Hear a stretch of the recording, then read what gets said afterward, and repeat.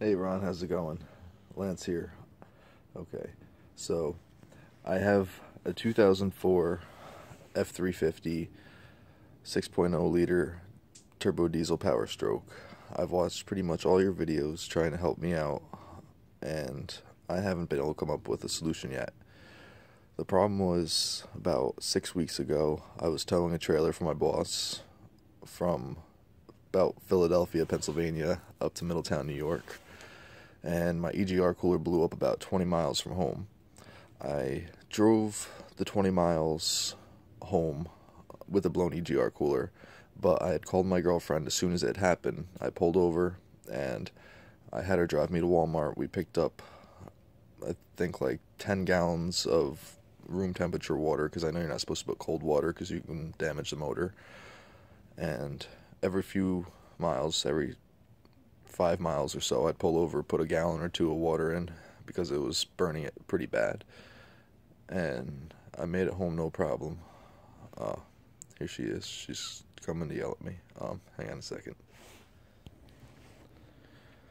Okay, so I made the 20-mile trip back home with the blown EGR cooler, no problem. Towed the trailer like I wasn't even having a trailer hooked back there. So I parked the truck. I didn't drive it. My boss came, picked the trailer up, and I started Googling EGR deletes. And I came across a video saying the best way to do EGR delete is to put freeze plugs in each end of the EGR and weld them shut, so that way the integrity of the exhaust is still there, since the original components are all there, and it won't vibrate loose like if you put a puck in place.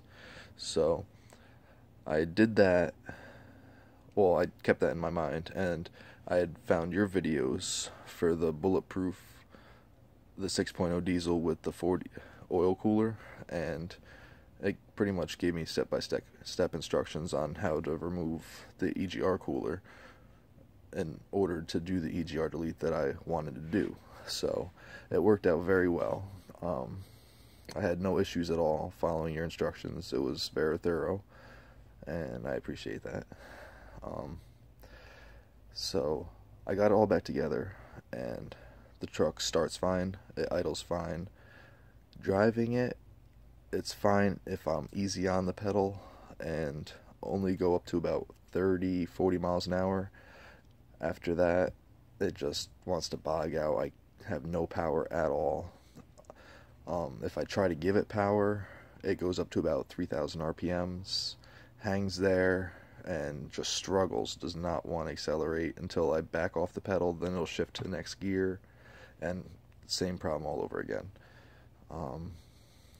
My boost, I had bought the scan gauge 2 like you had told me, and at first my boost was 2 psi, like 1.7 to 2 roughly.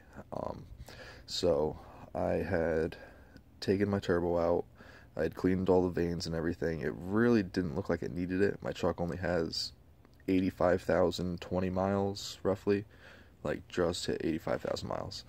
So I cleaned it anyway. I took the IPR valve out. I checked the screen.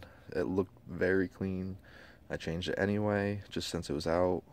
I put it back in. I had taken off all the charge air cooler boots. I cleaned them. I had found a tip saying that if you spray some hairspray and put it back on, it helps seal it. So I had done that. Changed all new clamps to try and ensure that there's no leakage. There's no cracks in the cack boots. So I had used the same ones that were on there. Let's see, what else am I forgetting? I do have a little bit of exhaust leak coming from the exhaust manifolds, which I had put JB Weld over, but you can still hear like a little bit of a hissing noise coming out of it. But I had that issue before the EGR cooler blew, and I still had all my power. But now that it's all back together, I have no power at all, and no boost, and I'm not sure why. I've checked all my connections. Like I said, I bought the scan gauge, and I have a micro scan. I also have a Centec scanner. I can view all my live data. Um, I'm having trouble finding out what exactly the key on, engine off position value should be for all the different things, such as like the IPR, ICP, all that stuff. But from the things that I did find, all my values are within normal operating ranges. So I'm kind of stumped as what to do here. It's kind of holding up my move here because I was supposed to move to South Carolina a few weeks ago, and I really don't want to take it to a shop.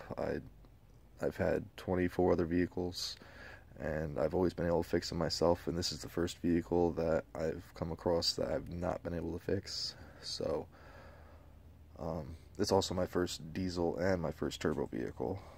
Mostly I've had old school muscle cars, all gassers, but yeah, hopefully you see this video and can give me any advice at all on what to do. I'd really appreciate it. I've tried emailing you through your website.